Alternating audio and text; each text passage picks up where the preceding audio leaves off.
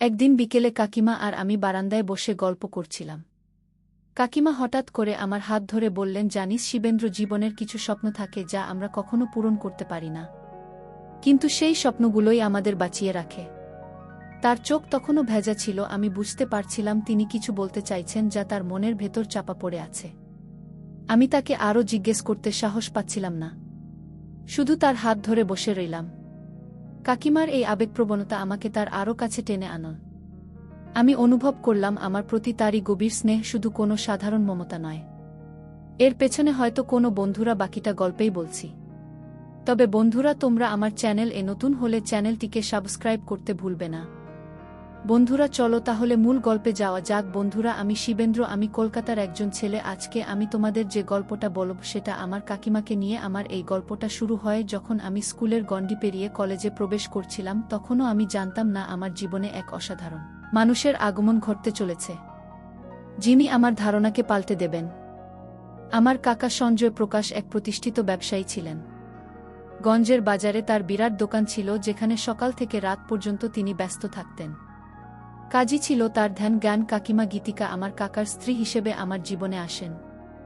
যদিও তিনি আমার আপন কাকিমা ছিলেন না, বাবার এক ঘনিষ্ঠ বন্ধুর স্ত্রী ছিলেন, তবু আমরা তাকে কাকিমা বলেই ডাকতাম। বিয়ের পর থেকেই কাকার কাকিমার মধ্যে এক গভীর ভালোবাসার সম্পর্ক গড়ে উঠেছিল, যা দেখে আমরা সবাই মুগ্ধ হতাম। তাদের সংসার ছিল যেন ভালোবাসার এক পূর্ণ প্রতিচ্ছবি। কাকিমা গীতিকা দেখতে অসাধারণ সুন্দরী ছিলেন। তার হাসিতে এক অদ্ভুত মুগ্ধতা ছিল, যা সবার মন জয় করে নিত। আমার ছোটবেলা থেকেই কাকিমা আমাকে অনেক স্নেহ করতেন। এই স্নেহ এতটাই গভীর ছিল যেটা প্রায় মাতৃ স্নেহের মতে অনুভূত হতো। আমি প্রায়শই অবাক হতাম কেন কাকিমা আমাকে এত ভালোবাসতেন, এত যত্ন করতেন। তার চোখে আমার জন্য যে মমতা দেখতাম তা আমার মায়ের স্নেহকেও হার মানাত। এই ভালোবাসার কারণ তখন আমার কাছে এক রহস্যই ছিল। কাকা দিনের বেশিরভাগ সময় কাটাত ব্যবসার কাজে। তিনি ভোরে ঘুম থেকে উঠে দোকানে যেতেন এবং গভীর রাতে প্রায় 11টা নাগাদ ফিরতেন। এই দীর্ঘ সময়টুকু কাকিমা প্রায় সে একাকিত্বে কাটাতেন। বিশাল বাড়িতে তিনি একা থাকতেন, আর সেই একাকিত্ব মাঝে মাঝে তাকে বিষণ্ণ করে তুলত। তখন আমি ইন্টারমিডিয়েটে পড়ি। আমার বয়স তখন 19 পার হয়েছে। এই সময়েই কাকিমা আমার প্রতি একটু ভিন্ন ধরনের মনোযোগ লক্ষ্য করা গেল, যা আগের চেয়ে অনেক বেশি গভীর ছিল। ঠিক এই সময়েই কাকিমা যেন আমার প্রতি একটু অন্যরকম দায়িত্ব অনুভব করতে শুরু করলেন।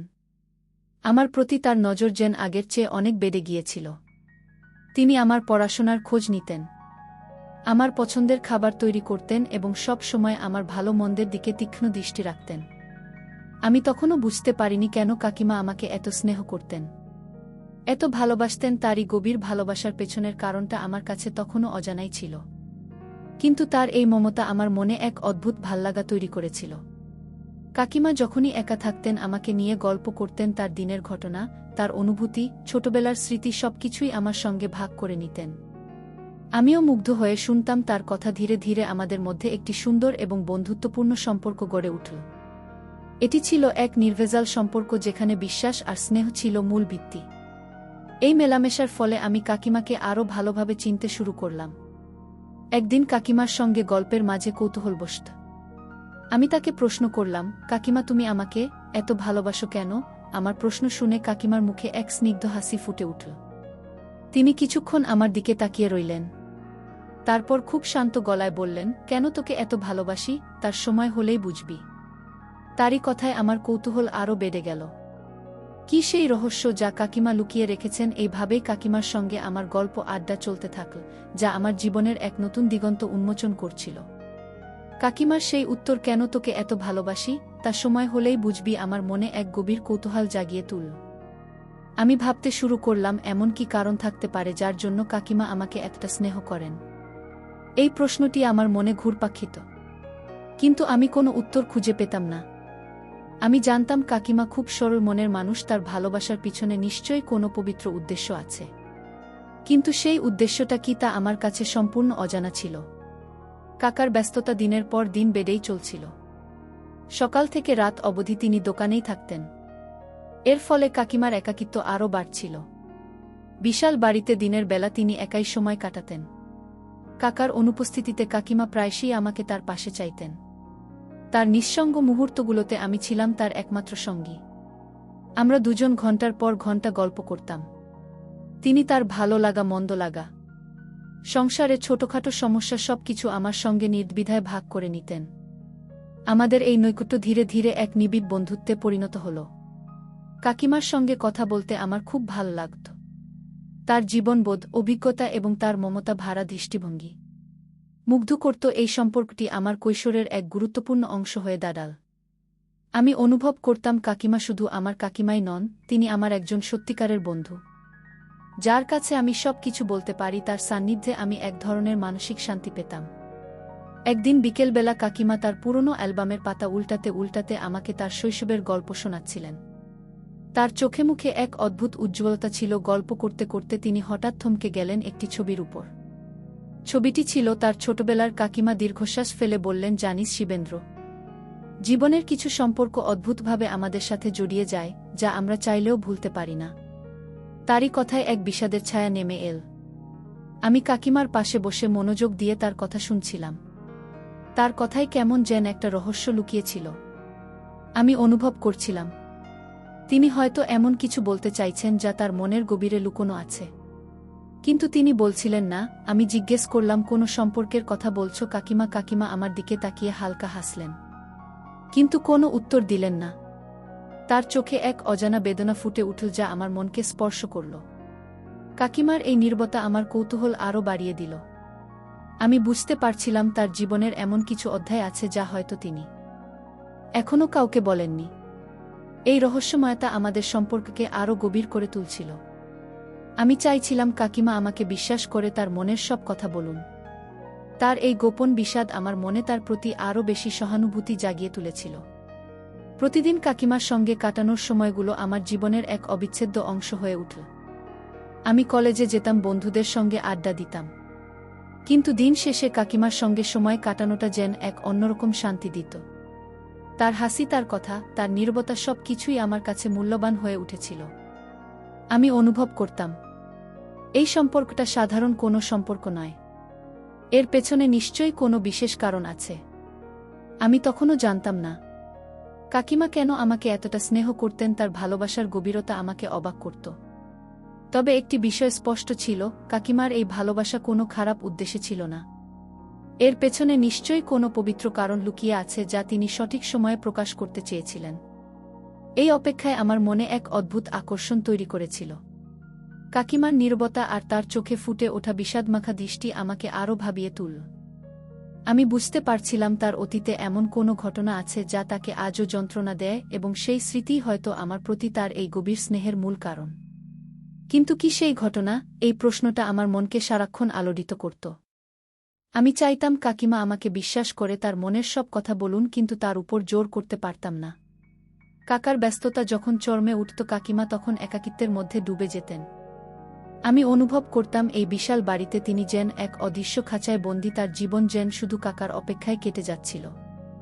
এই সময়ে তার পাশে থাকাটা আমার কর্তব্য মনে হতো। আমি চেষ্টা করতাম তাকে বিভিন্ন গল্প বলে, খবরের কাগজের মজার ঘটনা শুনিয়ে অথবা বই পড়ে তার মন ভালো রাখতে। কাকিমাও আমার উপস্থিতিতে অনেকটাই স্বস্তি পেতেন। আমাদের আড্ডাগুলো ক্রমশ আরও অন্তরঙ্গ হয়ে উঠছিল। কাকিমা আমাকে তার নিজের হাতে বানানো নানা ধরনের খাবার খাওয়াতেন, যা আমার মায়ের রান্নার মতোই স্বাদের ছিল। রান্নার ফাঁকে ফাঁকে তিনি আমাকে জীবন সম্পর্কে নানা উপদেশ দিতেন। তার প্রতিটি কথাতেই এক অদ্ভুত প্রজ্ঞা আর অভিজ্ঞতা মিশে থাকত। আমি তার কথাগুলো মনোযোগ দিয়ে শুনতাম এবং মনে রাখার চেষ্টা করতাম। এই সময়গুলো আমার জীবনে এক নতুন মাত্রা যোগ করেছিল। একদিন দুপুরে কাকিমা আমাকে পুরনো দিনের একটি বাক্সের কাছে নিয়ে গেলেন। বাক্সটি ছিল তার শ্বশুরবাড়ির জিনিসপত্র রাখার জন্য। বাক্স খুলতেই তিনি কয়েকটি পুরনো চিঠি আর কিছু ছবি বের করলেন। চিঠিগুলো ছিল হলুদ হয়ে যাওয়া কাগজের, আর ছবিগুলো ছিল সাদা কালো। কাকিমার চোখ ছলছল করে উঠল। তিনি একটি ছবি আমার দিকে এগিয়ে দিয়ে বললেন, জানিস শিবেন্দ্র, এই ছবিটি আমার জীবনের এক গুরুত্বপূর্ণ সময়ের সাক্ষী। ছবিতে ছিল কাকিমার তরুণী বেলার একটি হাসিখুশি মুখ, তার পাশে দাঁড়িয়ে ছিল এক যুবক। যুবকটিকে দেখে আমার মনে হলো তাকে যেন কোথায় দেখেছি। আমি কাকিমাকে জিজ্ঞেস করলাম, উনিকে? কাকিমা কাকিমা দীর্ঘশ্বাস ফেলে বললেন, ইনি আমার এক পুরনো বন্ধু, যার সঙ্গে আমার জীবনের অনেকটা পথ জড়িয়েছিল। তার কথায় কেমন যেন একটা চাপা ব্যথা অনুভব করলাম। কাকিমা আরও কিছু ছবি দেখালেন যেগুলোতে সেই যুবকটিকে বিভিন্ন পারিবারিক অনুষ্ঠানে কাকিমার পাশে দেখা যাচ্ছিল। প্রতিটি ছবিতেই তালের মধ্যে এক সহজ বন্ধুত্ব আর ভালোবাসার ঝলক ছিল। কাকিমার চোখে জল চিকচিক করছিল।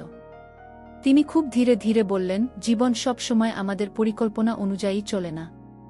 শিবেন্দ্র, কিছু সম্পর্ক সময়ের সাথে সাথে নতুন মোড় নেয় যা আমরা কল্পনাও করতে পারি না। আমি চুপচাপ কাকিমার কথা শুনছিলাম। তার কথায় যে গভীর বেদনা লুকিয়েছিল তা আমাকে স্পর্শ করছিল। আমি বুঝতে পারছিলাম কাকিমা তার অতীতের কোনো গুরুত্বপূর্ণ অধ্যায়ের কথা বলছেন যা হয়তো তার বর্তমান জীবনকেও প্রভাবিত করছে। এই অজানা ইতিহাস আমার কৌতূহল আরও বাড়িয়ে তুল। কাকিমারই আবেগঘন মুহূর্তগুলো আমাকে তার আরও কাছে নিয়ে এসেছিল। আমি জানতাম না সেই যুবকটি কে ছিল আর কেনই বা কাকিমা তাকে নিয়ে এত আবেগপ্রবণ হয়ে উঠলেন। তবে এটা স্পষ্ট ছিল যে এই ঘটনার সঙ্গে আমার প্রতি কাকিমার স্নেহের একটা গভীর সম্পর্ক আছে। তার প্রতিটি কথায় আমি এক ধরনের রহস্য অনুভব করছিলাম যা আমাকে এই গল্পের গভীরে আরও টেনে নিয়ে যাচ্ছিল। আমি অপেক্ষা করছিলাম সেই মুহূর্তের জন্য যখন কাকিমা তার মনের সব কথা আমাকে খুলে বলবেন। কাকিমা যখন সেই পুরনো ছবিগুলো দেখাচ্ছিলেন, তার চোখে যে বেদনার ছাপ ছিল তা আমাকে গভীরভাবে স্পর্শ করেছিল। আমি অনুভব করছিলাম এই ছবিগুলোর পেছনে লুকিয়ে আছে এক দীর্ঘশ্বাস, এক অপূর্ণ আকাঙ্ক্ষা। কাকিমা সেই মুহূর্তগুলোতে যেন তার অতীত জীবনে ফিরে গিয়েছিলেন। তার নীরবতা আমাকে ভাবাচ্ছিল। কে ছিল সেই যুবক? তার স্মৃতি কাকিমাকে আজও এভাবে কষ্ট দেয়। কাকার ব্যবসার চাপ দিন দিন বাড়ছিল। তিনি প্রায় গভীর রাতে ফিরতেন। কখনো কখনো অফিসের কাজে বাইরেও যেতে হতো। কাকার অনুপস্থিতি কাকিমার একাকিত্বকে আরও বাড়িয়ে তুলছিল। আমার মনে হতো এই বিশাল বাড়িতে তিনি যেন শুধু একটি শূন্যতা অনুভব করছেন। তার দিনের বেশিরভাগ সময় কাটত ঘরের কাজে, আর যখন সব কাজ শেষ হয়ে যেত তখন তিনি আমার সঙ্গ চাইতেন। আমি চেষ্টা করতাম তার পাশে থেকে সেই একাকিত্ব ঘোচানোর। আমি কলেজ থেকে ফিরলেই কাকিমা যেন আমার অপেক্ষায় থাকতেন। আমাদের আড্ডাগুলো তখন আরও বেশি প্রয়োজনীয় হয়ে উঠেছিল। আমরা বাগানে হাঁটতাম, একসঙ্গে চা পান করতাম, আর কাকিমা তার পুরনো দিনের গল্প বলতেন। তিনি তার ছেলেবেলার কথা, তার স্বপ্নের কথা, আর কিছু অস্পষ্ট আকাঙ্ক্ষার কথা বলতেন। তার কথায় এমন একটা গভীরতা ছিল যা আমার অল্প বয়সের অভিজ্ঞতা দিয়ে বোঝা কঠিন ছিল। একদিন বিকেলে আমরা যখন বারান্দায় বসেছিলাম, কাকিমা হঠাৎ করে আমার হাত ধরে বললেন, জানিস শিবেন্দ্র, জীবনের কিছু স্বপ্ন থাকে যা আমরা কখনো পূরণ করতে পারি না, কিন্তু সেই স্বপ্নগুলোই আমাদের বাঁচিয়ে রাখে। তার চোখ তখনও ভেজা ছিল। আমি বুঝতে পারছিলাম তিনি কিছু বলতে চাইছেন যা তার মনের ভেতর চাপা পড়ে আছে। আমি তাকে আরও জিজ্ঞেস করতে সাহস পাচ্ছিলাম না, শুধু তার হাত ধরে বসে রইলাম। কাকিমার এই আবেগপ্রবণতা আমাকে তার আরও কাছে টেনে আনা। আমি অনুভব করলাম আমার প্রতি তার এই গভীর স্নেহ শুধু কোনো সাধারণ মমতা নয়, এর পেছনে হয়তো কোনো চাপা কষ্ট বা এক অব্যক্ত আকাঙ্ক্ষা লুকিয়ে আছে।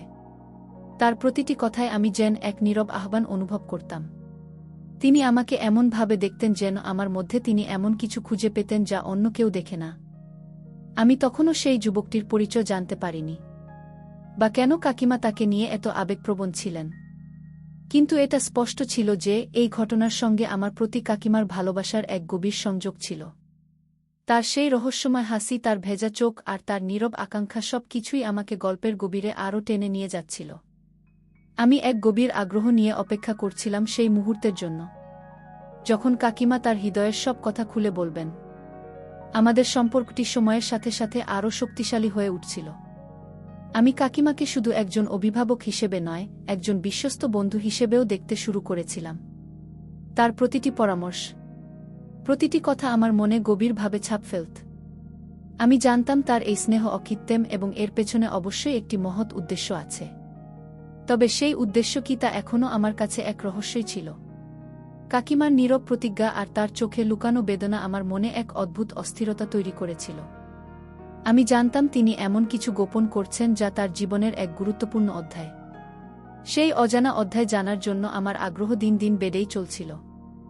আমি তাকে কোনোভাবে জোর করতে চাইনি, শুধু অপেক্ষা করছিলাম সঠিক সময়ের জন্য যখন তিনি নিজেই তার মনের সব কথা খুলে বলবেন। কাকার ব্যবসার কাজে আরও বেশি সময় দিতে হচ্ছিল। তিনি প্রায়শই শহরে যেতেন, নতুন ডিলারদের সঙ্গে দেখা করতে। এই সময় কাকিমা আরও বেশি একা হয়ে পড়তেন। আমি বুঝতে পারতাম তার এই একাকিত্ব তাকে ভেতরে ভেতরে গ্রাস করছে। আমার কলেজ ক্লাস শেষ হলেই আমি ছুটে আসতাম। কাকিমার কাছে আমার উপস্থিতি যেন তার একাকিত্বর মেঘ সরিয়ে দিত, তার মুখে হাসি। তো আমরা দুজন একসঙ্গে অনেক সময় কাটাতাম, কখনো ছাদে বসে সূর্যাস্ত দেখতাম, কখনো বাগানে গাছপালা পরিচর্যা করতাম। কাকিমা আমাকে রান্না শেখাতেন, নিজের হাতে নানা ধরনের পিঠা বানাতেন। এই কাজগুলোর মধ্যে যেন তিনি নিজের একাকিত্বকে ভুলতে চেষ্টা করতেন। আমার সঙ্গে গল্প করতে করতে তার মুখে যে প্রশান্তি ফুটে উঠত তা দেখে আমার খুব ভালো লাগত। আমি অনুভব করতাম এই সময় তার পাশে থাকাটা আমার জন্য কতটা জরুরি। একদিন রাতে যখন কাকা ফিরলেন না, কাকিমা খুব চিন্তিত হয়ে পড়লেন। তিনি আমাকে বললেন, সঞ্জয়ের ফোনটা বন্ধ দেখাচ্ছে। শিবেন্দ্র, আমার কেমন যেন একটু ভয় লাগছে। তার চোখে জল এসে গিয়েছিল। আমি তাকে সান্ত্বনা দেওয়ার চেষ্টা করলাম। চিন্তা করো না কাকিমা, কাকা নিশ্চয় কাল সকালে ফিরবেন। হয়তো নেটওয়ার্ক সমস্যা হচ্ছে। কিন্তু আমার কথা তো তার চিন্তা কমল না। আমি সেই রাতে কাকিমার পাশেই ছিলাম, তার মন ভালো রাখার চেষ্টা করছিলাম। কাকার অনুপস্থিতিতে কাকিমা আরও বেশি আমার নির্ভর করতে শুরু করলেন। তিনি আমার সঙ্গে তার জীবনের ছোট ছোট সমস্যাগুলো নিয়ে আলোচনা করতেন, যা তিনি হয়তো কাকার সঙ্গেও করতেন না। আমি তার কথা মন দিয়ে শুনতাম এবং সাধ্যমতো সমাধানের চেষ্টা করতাম। এই সম্পর্কটি আমার কাছে শুধু কাকিমা ভাতিজার সম্পর্ক ছিল না, এটি ছিল এক গভীর বিশ্বাসের সম্পর্ক। সেখানে আমি তার নির্ভরতার জায়গা হয়ে উঠেছিলাম। আমি যখনই কাকিমার সেই পুরনো ছবির কথা ভাবতাম, আমার মনে প্রশ্ন জাগত, সেই যুবকটির সঙ্গে তার সম্পর্কটা ঠিক কী ছিল, কেনই বা কাকিমা তাকে নিয়ে এত আবেগপ্রবণ ছিলেন। আমি বুঝতে পারছিলাম আমার প্রতি তার এই গভীর স্নেহের সঙ্গে সেই অতীতের কোনো এক ঘটনার যোগসূত্র আছে। এই রহস্যটা আমাকে গল্পের গভীরে আরও টেনে নিয়ে যাচ্ছিল, যা আমাকে এক নতুন উপলব্ধির দিকে এগিয়ে নিয়ে যাচ্ছিল। কাকিমা মাঝে মাঝে আমার দিকে এমনভাবে তাকাতেন যেন তিনি আমার মধ্যে কাউকে খুঁজছেন। তার দৃষ্টিতে এক অদ্ভুত মিশ্রণ থাকত, স্নেহ, মমতা আর চাপা একটা কষ্ট। আমি জানতাম তার এই ভালোবাসার পেছনে একটা বড় কারণ লুকিয়ে আছে, যা তিনি সঠিক সময়ে প্রকাশ করতে চেয়েছিলেন। এই নীরব প্রতিজ্ঞা আমাকে আরও গভীর কৌতূহলে ডুবিয়ে রেখেছিল। কাকার হঠাৎ অনুপস্থিতি এবং তার ফোন বন্ধ থাকার ঘটনা কাকিমাকে ভীষণ চিন্তায় ফেলে দিয়েছিল।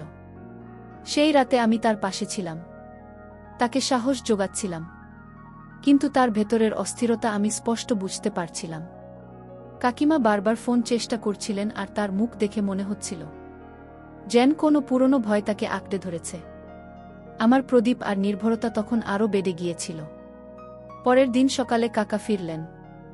তিনি জানিয়েছিলেন তার মোবাইলে চার্জ ছিল না এবং যে এলাকায় গিয়েছিলেন সেখানে নেটওয়ার্ক সমস্যা ছিল। কাকা অবশ্য কাকিমাকে আশ্বস্ত করার চেষ্টা করলেন, কিন্তু কাকিমার চোখে এক ধরনের চাপা ভয়ে তখনও রয়ে গিয়েছে। আমি বুঝতে পারছিলাম কাকার অনুপস্থিতি কাকিমার মনে অতীতের কোনো ঘটনার ছায়া ফেলেছিল, যা তিনি আমাকে বলতে পারছিলেন না। সেই দিনের পর থেকে কাকিমার সঙ্গে আমার সম্পর্কটা যেন আরও এক ধাপ গভীরে চলে গেল। তিনি আমার কাছে তার মনের কথাগুলো আরও বেশি করে বলতে শুরু করলেন। যদিও সরাসরি সেই রহস্যের কথা তিনি তখনও বলেননি, তিনি আমার সঙ্গে জীবনের নানা উত্থান পাঠানের গল্প বলতেন, কিভাবে অপ্রত্যাশিত ঘটনা মানুষের জীবনকে পাল্টে দেয়া, সেই সব কথা আমি অনুভব করতাম। এই গল্পগুলোর আড়ালে তিনি আমাকে নিজের জীবনেরই কিছু অংশ বোঝাতে চাইছেন। একদিন আমরা বিকেলে ছাদে বসেছিলাম। আকাশ তখন মেঘে ঢাকা, এক বিষণ্ণ পরিবেশ। কাকিমা হঠাৎ করে জিজ্ঞেস করলেন, শিবেন্দ্র, তুমি কি বিশ্বাস করো যে কিছু মানুষ আমাদের জীবনে আসে এক বিশেষ উদ্দেশ্য নিয়ে? তার প্রশ্নটা আমাকে চমকে দিল।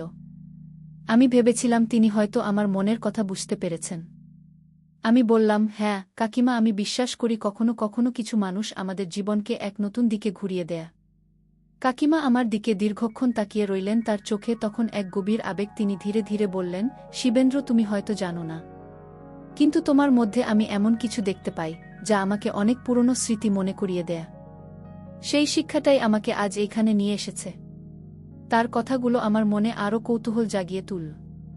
আমি জানতাম তিনি সেই যুবকটির কথাই বলছেন, যার ছবি তিনি আমাকে দেখিয়েছিলেন। আমি কাকিমার হাত ধরে আলতো করে চাপ দিলাম। তিনি যেন আমার সহানুভূতি অনুভব করতে পারলেন, তার চোখ ভিজে উঠল। তিনি বললেন, শিবেন্দ্র, তুমি হয়তো জানো না, কিন্তু তোমার মধ্যে আমি এমন কিছু দেখতে পাই যা আমাকে অনেক পুরনো স্মৃতি মনে করিয়ে দেয়। তার এই কথা শুনে আমার মনের ভেতরটা কেমন যেন করে উঠল। আমি তখনও বুঝতে পারিনি কি সেই স্মৃতি আর কেনই বা তিনি আমার মধ্যে সেই স্মৃতির প্রতিফলন দেখছেন। এই ঘটনাগুলো আমাকে কাকিমার প্রতি আরও বেশি আকৃষ্ট করছিল। আমি অনুভব করছিলাম আমার প্রতি তার এই গভীর স্নেহ শুধু কোনো সাধারণ মমতা নয়, এর পেছনে একটি বড় কারণ লুকিয়ে আছে। সেই কারণটি জানার জন্য আমার অস্থিরতা বাড়ছিল। আমি নিশ্চিত ছিলাম এই রহস্যের উন্মোচন হলে আমাদের সম্পর্কটি এক নতুন মাত্রা পাবে এবং আমি কাকিমার ভালোবাসার পেছনের আসল উদ্দেশ্যটা বুঝতে পারব। কাকিমার সেই কথাগুলো আমার মনে ঘুরপাক খাচ্ছিল। তোমার মধ্যে আমি এমন কিছু দেখতে পাই যা আমাকে অনেক পুরনো স্মৃতি মনে করিয়ে দেয়া। আমি বুঝতে পারছিলাম সেই রহস্যের জট খুলতে আর বেশি দেরি নেই। আমার প্রতি তার ভালোবাসার গভীরতা এবং তার চোখে লুকানো কষ্ট সবকিছুর পেছনে সেই অতীত লুকিয়ে আছে যা তিনি আমাকে জানাতে চাইছিলেন। এই অপেক্ষার প্রহরগুলো যেন আরও দীর্ঘ মনে হচ্ছিল। কাকার ব্যস্ততা আবার বেড়ে গিয়েছিল। তিনি প্রায়শই ভোরের ট্রেনে চলে যেতেন এবং ফিরতে ফিরতে মাঝরাত হয়ে যেত। এই সময়ে কাকিমার দিনগুলো কাটত নিস্তব্ধ আর একাকিত্বের মধ্যে। আমি তখন অনেকটা তার সঙ্গী হয়ে উঠেছিলাম। কলেজ থেকে ফিরেই আমি কাকিমার সঙ্গে সময় কাটাতাম। কখনো আমরা একসঙ্গে রান্না করতাম, কখনো পুরনো দিনের গান শুনতাম। তার মুখে হাসি দেখতে পেলেই আমার ভালো লাগত। একদিন বিকেলে কাকিমা আমাকে চা বানিয়ে দিলেন। আমরা একসঙ্গে বসে চা খাচ্ছিলাম আর কাকিমা তার পুরনো দিনের গল্প বলছিলেন। হঠাৎ তিনি খুব শান্তভাবে বললেন, শিবেন্দ্র, আজ আমি তোমাকে আমার জীবনের এক গোপন কথা বলতে চাই, যে কারণে আমি তোমাকে এত স্নেহ করি, এত ভালোবাসি। আমি তার কথা শুনে যেন নড়েচড়ে বসলাম। আমার মনের ভেতরে জমে থাকা সব কৌতূহল এক মুহূর্তে জেগে উঠল। কাকিমা বলতে শুরু করলেন, আমার যখন কৈশোর ছিল তখন তোমার বাবার এক খুব ঘনিষ্ঠ বন্ধু ছিল। নাম তার শিবেশ। সে ছিল আমার খুব ভালো বন্ধু, অনেকটা তোমার মতোই। আমাদের মধ্যে এক গভীর বোঝাপড়া ছিল। আমরা একসঙ্গে বড় হয়েছি, একে অপরের সব কথা জানতাম। আমরা দুজনেই একে অপরকে অনেক সম্মান করতাম, ঠিক যেমন তুমি আর আমি করি। কাকিমার চোখ তখন ছলছল করছিল, কিন্তু ভাগ্য হয়তো অন্য কিছু চেয়েছিল। কাকিমা দীর্ঘশ্বাস ফেলে বললেন, শিবেশ হঠাৎ এক দুর্ঘটনায় মারা যায়। তার মৃত্যুটা ছিল আমার জীবনের সবচেয়ে বড় আঘাত। আমি অনেক দিনেই শোক কাটিয়ে উঠতে পারিনি। তার কথা শুনে আমার মনটাও বিষণ্ণ হয়ে গেল। আমি বুঝতে পারছিলাম সেই শিবেশ নামের যুবকটি ছিল সেই ছবিতে থাকা মানুষটি যাকে দেখে আমি কোথায় যেন দেখেছি বলে মনে করেছিলাম। কাকিমা বলতে লাগলেন, শিবেশের স্বপ্ন ছিল সে একজন শিক্ষক হবে, জ্ঞান বিতরণ করবে। সে সবসময় বলতো, আমি যদি কখনো বাবা হয়ে আমার ছেলেকে এমনভাবে মানুষ করব যেন সেই সবার জন্য আলোর পথ দেখাতে পারে। কাকিমা আমার দিকে তাকালেন, তার চোখের জল স্পষ্ট। তিনি বললেন, শিবেন্দ্র, তোমার মধ্যে আমি শিবেশকে খুঁজে পাই। তোমার ব্যবহার, তোমার কথা বলার ভঙ্গি, তোমার স্বপ্ন দেখার চোখ, সবকিছুই শিবেশের মতো। আমি অবাক হয়ে কাকিমার কথা শুনছিলাম।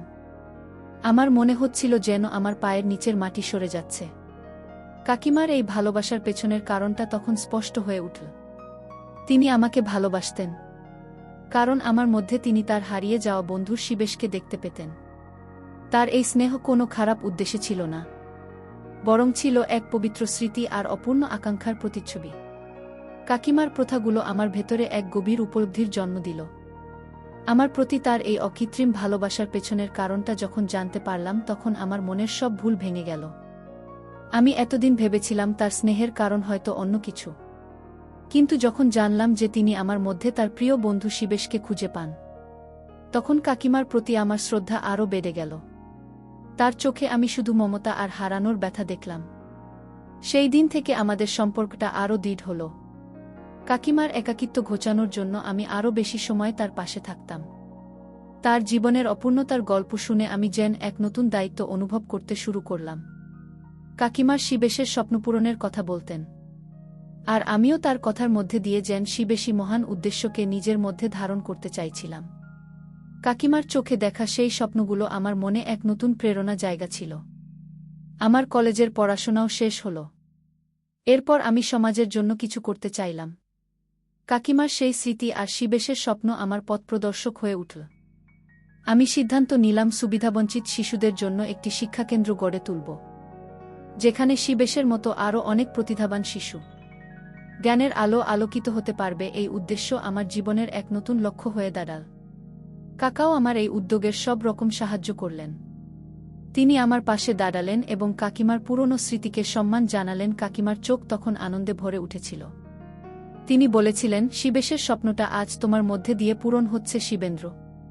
সেই দিন কাকিমার চোখে আমি আর কোনো বেদনা দেখিনি, দেখেছিলাম এক অনাবিল শান্তি আর তৃপ্তি। আজও কাকিমা আমার পাশে আছেন, তিনি আমার শিক্ষাকেন্দ্রের প্রতিটি কাজে আমাকে সহযোগিতা করেন। তার পরামর্শ আর আশীর্বাদ আমার প্রতিটি পদক্ষেপকে আরও শক্তিশালী করে তোলে। আমার কাকিমা, যিনি আমাকে মায়ের মতো স্নেহ করেছেন, তিনি আসলে আমার জীবনের আলোর দিশারি হয়ে এসেছেন। তার দৃষ্টি ছিল এক নীরব ভালোবাসা আর এক পবিত্র প্রতিশ্রুতির প্রতিচ্ছবি। বন্ধুরা, পরিশেষে আমি তোমাদের কি বলব, কখনো কখনো আমাদের জীবনে এমন কিছু সম্পর্ক আসে যার সাধারণের চেয়েও অনেক বেশি গভীর এবং অর্থপূর্ণ হয়। আমরা হয়তো অনেক সময় মানুষের ভালোবাসার পিছনের আসল উদ্দেশ্যটা বুঝতে পারি না, তাদের ভুল বুঝি। কিন্তু সম্পূর্ণ সত্য না জেনে কাউকে ভুল বোঝা ঠিক নয়। প্রত্যেকের জীবনে কিছু না কিছু গোপন অধ্যায় থাকে যা তাদের বর্তমান আচরণকে প্রভাবিত করে। অপরের প্রতি সহানুভূতিশীল হওয়া এবং তাদের মনের গভীরে প্রবেশ করার চেষ্টা করা উচিত। আর ভালোবাসার অর্থ সবসময় একরকম হয় না। এটি বিভিন্ন রূপে আমাদের জীবনে আসে, কখনো স্মৃতি হয়ে, কখনো বা এক নতুন স্বপ্নের জন্ম দিয়ে। বন্ধুরা, গল্পটি তোমাদের ভালো লাগলে লাইক, শেয়ার, সাবস্ক্রাইব করতে ভুলবে না। সবাইকে ধন্যবাদ।